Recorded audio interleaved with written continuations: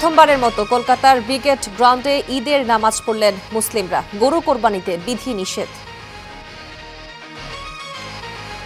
এই পরিবেশটা আমার খুব ভালো লেগেছে। আমি রাজ্যের মুখ্যমন্ত্রীকে অসংখ্য ধন্যবাদ জানাচ্ছি।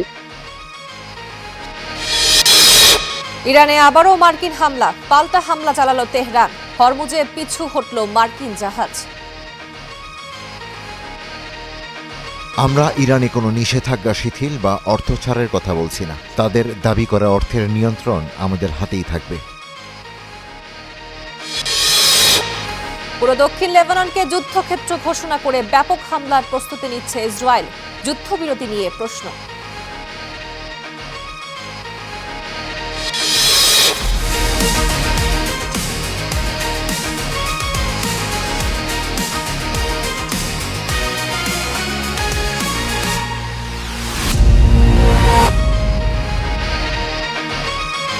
স্বাগত স্টার ওয়ার্ল্ডে, সঙ্গে আছি আমি তোয়া আফরোজ।